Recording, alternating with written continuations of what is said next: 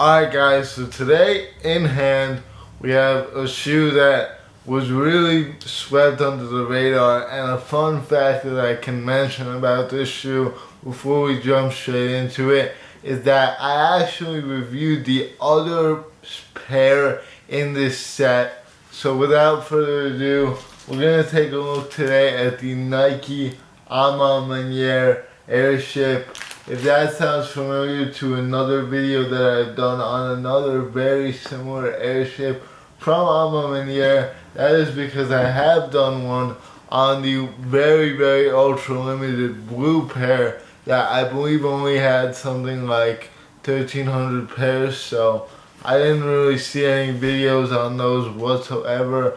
But these, on the other hand, were pretty easy to get, and we're not nearly as limited as those, obviously, because they're not even numbered or anything like that. But there's still a shoe that is definitely worth touching on and talking about, so let's jump straight into it. As always, we're going to take a look at the box first. So this is a black box actually, which is a little bit different than usual. And it does say Airship on the side, 1984. This is the size tag right there. If we can get it to focus, there we go. And inside the package, we got the usual Maniére paper. As usual, Maniéres always come very well packaged. The 4s that I got last year came well packaged. And pretty much every Maniére comes in a very nice concealed box. Unfortunately, this one did get a little bit damaged in transit, but that is nothing to do with Maniére. That's more because of UPS. But yeah, so for those of you guys who don't know, James Whitner started Maniére, and his main mission focus is to empower minority communities, specifically women in minority communities. So that is definitely a cool message to have, and something that you really can't disagree with altogether. And he's released a bunch of shoes that did get a lot of attention, including the Maniére 3s, which are obviously the most notable one. But then you also have the 4s, the 2s, and the 1s. The 4s being probably the best out of those three, but the 1s also being half decent.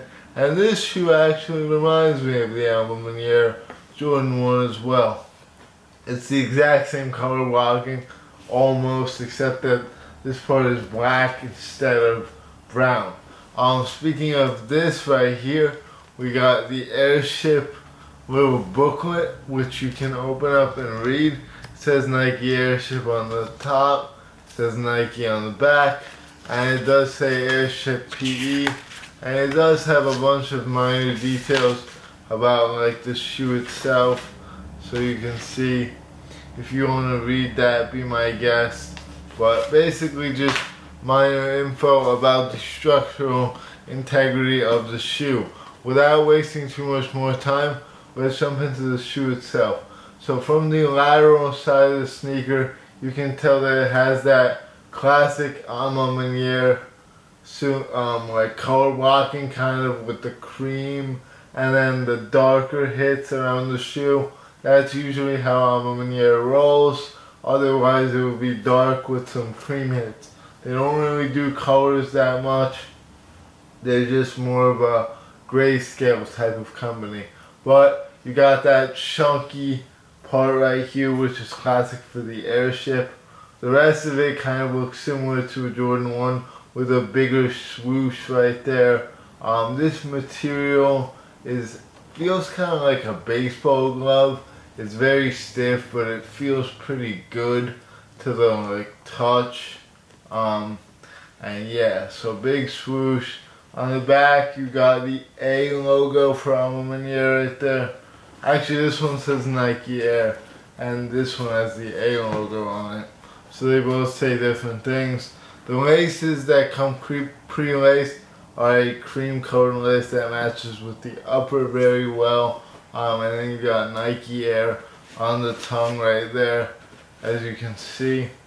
Boom.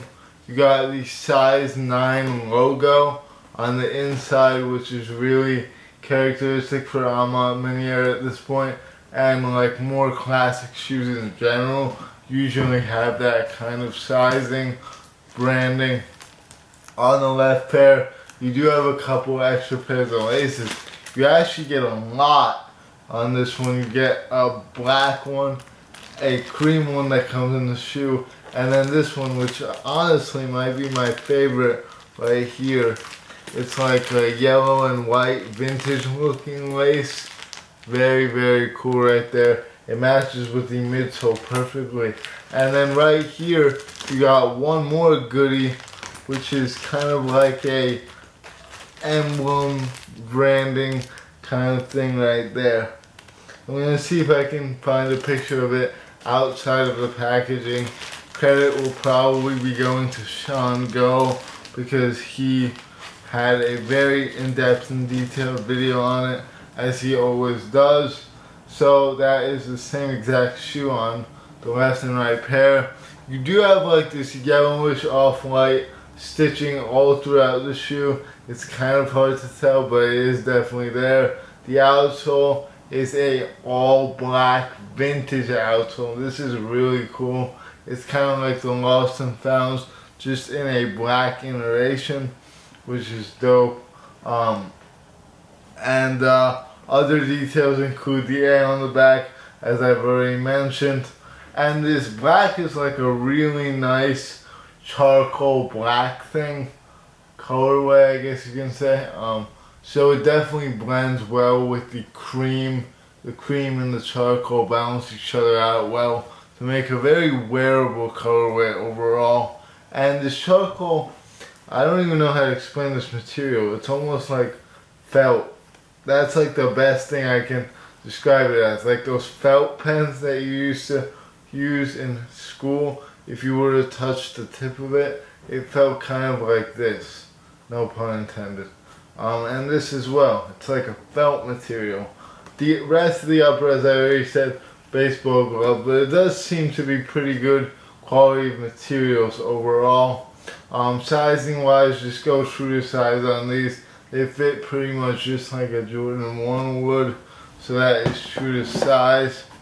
I can't really think of much else to say about these, besides the fact that they are a very clean shoe.